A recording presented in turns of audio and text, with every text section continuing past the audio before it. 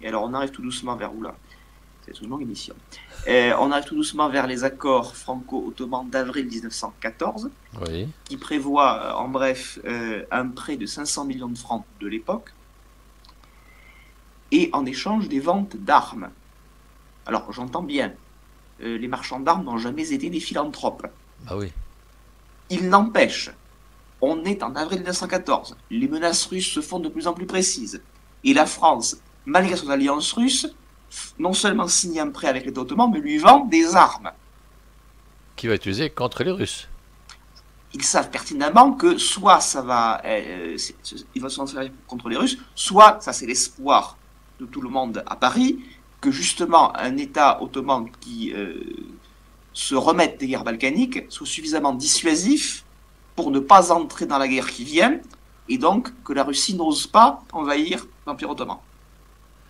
D'accord. Ce qu'on veut faire à Paris, c'est ça. Ils vont pas y arriver, mais Mais sachant quand même qu'ils ont essayé. l'idée, elle est là, quoi. Exactement. Et alors, juste une citation à ce sujet, c'est un rapport de l'ambassade française en septembre 1913. On vient de signer des accords qui préparent ce qui va être signé en avril.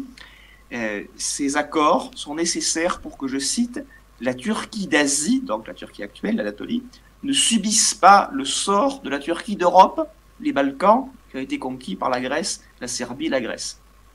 La Bulgarie, la Grèce et la Serbie. Donc la purification ethnique, je suppose que c'est ça que tu parles. C'est ça, la conquête et la conquête. Bien sûr, la conquête D'abord, et la la purification purification ethnique. ethnique ensuite. D'accord. Donc c'est très clair. On s'entend avec l'État ottoman pour le sortir de cette crise et qu'il dissuade les Russes de les attaquer. D'accord. Alors évidemment, tout ça va être gêné par le déclenchement de la Première Guerre mondiale à l'été 1914, à partir du 12 août principalement.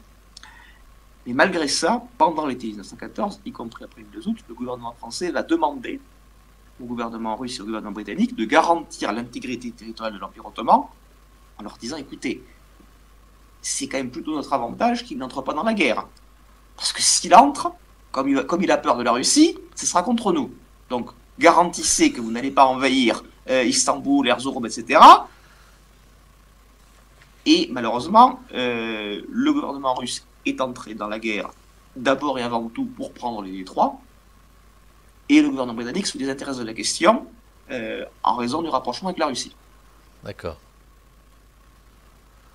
Et évidemment, la France est entrée en guerre, la France est envahie par l'Allemagne, elle ne peut que demander, elle ne peut pas imposer à ses alliés ça. Mais au moins sachant qu'elle a essayé.